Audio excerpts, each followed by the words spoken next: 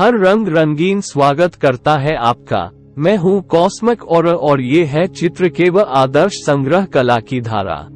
पिछले एपिसोड में हमने भगवद गीता के महत्वपूर्ण श्लोकों पर चर्चा की, जिनमें सेनाओं की संगठनशीलता, युद्ध के लिए तैयारी और श्री कृष्ण के उत्कृष्ट रथ का उल्लेख था।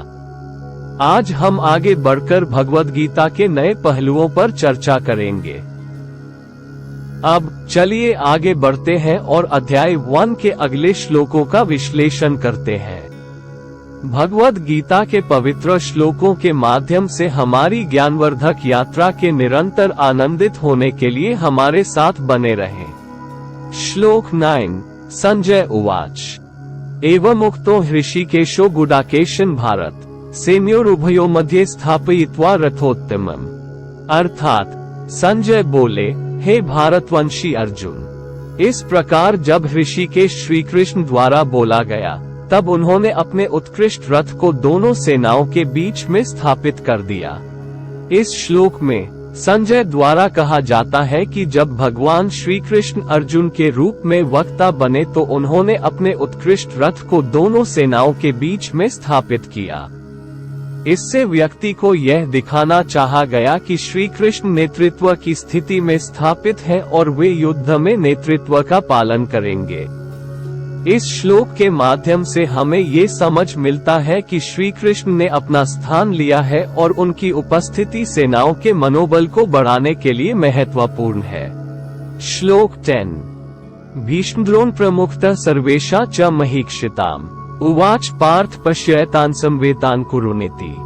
अर्थात भीष्म और द्रोणाचार्य सहित सभी महारथियों के बीच में स्थित होकर उन्होंने कहा, हे पार्थ, देखिए, ये सभी कौरवों की सेना एकत्रित हो गई है। इस श्लोक में संजय बता रहे हैं कि भीष्म और द्रोणाचार्य सहित सभी महारथी सेनानियों के बीच में स्थित होकर श्री कृष्ण ने अर्जुन को कहा कि वह देखे कि कौरवों की सेना किस प्रकार संगठित हुई है। इससे श्री कृष्ण ने अर्जुन को युद्ध के प्रारंभिक दृश्य के बारे में जानकारी प्रदान करने का उद्देश्य रखता है। ये श्लोक उनकी तैयारी की महत्वपूर्णता को दर्शाता है, जो अर्जुन को युद्ध में सफलता के लिए आवश्यक होगी। श्लोक 11। तत्रापश्यत् स्थितान् पार्थः पितृदेवान् कुरुनिसुतान् आचार्यान् मातुला भ्रातॄन् पुत्रा पौत्रान् सखिस्था। अर्थात वह खड़े हुए पार्थ ने अपने पितृदेवता, आचार्य, मामा, भ्राता, पुत्र, पौत्र और मित्र आदि कुरुवंशियों को देखा। श्री कृष्ण ने अर्जुन को बताया कि उनके पास अपार सेनाओं की भीड़ है, जिसमें महारथी सेनानियों की अनगिनत श्रेणी है।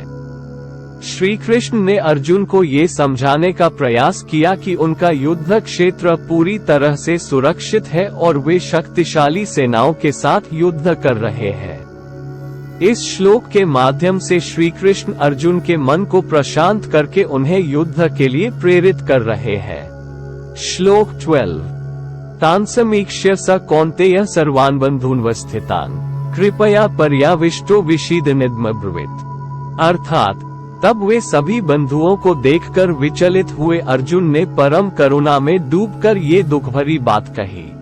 इस श्लोक में बताया गया है कि उस युद्ध क्षेत्र में बहुत से योद्धा शूराओं, देवताओं और निशाचर पितरों के पुत्र तत्व अवतरित हो गए थे।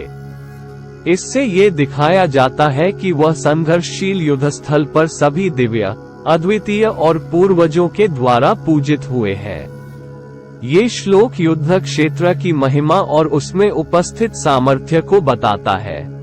आज हमने यहाँ प्रथम अध्याय के श्लोक नंबर 9, 10, 11 और 12 में भगवान कृष्ण अर्जुन को उसकी भूमिका और धर्म के प्रति जिम्मेदारी का बोध कराते हैं। वे ये समझाते हैं कि अर्जुन का धर्म है युद्ध करना और वे उसे युद्ध के लिए प्रेरित करते हैं। इस प्रकार इन श्लोकों में धर्म, कर्तव्य और स्वयंसेवक का महत्व स्पष्ट रूप से प्रकट होता है। आज के लिए बस इतना ही। मन को शांत करें और आत्मा को जानें। अगले भाग में हम आगे के श्लोकों की चर्चा करेंगे। अगले प्रकरण के लिए अगला एपिसोड। प्रिय प्यारे दर्शकों, आपका प्यार और समर्थन हमारे लिए अत्यंत महत्वपूर्ण है। हमारे चैनल चित्रकेव हृदय की जागरूकता को आपसे एक विनम्र अनुरोध है कि आप हमारी वीडियो को लाइक करें, सब्सक्राइब करें और शेयर करें। आपका ये छोटा संकेत प्रेरित करने में महत्वपूर्ण हो सकता है और दूसरों के लिए प्रेरणा और उत्साह को फैलाने में मदद कर सकता है। याद रखें, आपका समर्थन हमें न केवल प्रोत्साहित करता है, बल्कि हमारे चैनल को अधिक लोगों के दिल तक पहुंचाने में भी सहायता करता है। हृदय से आभारी।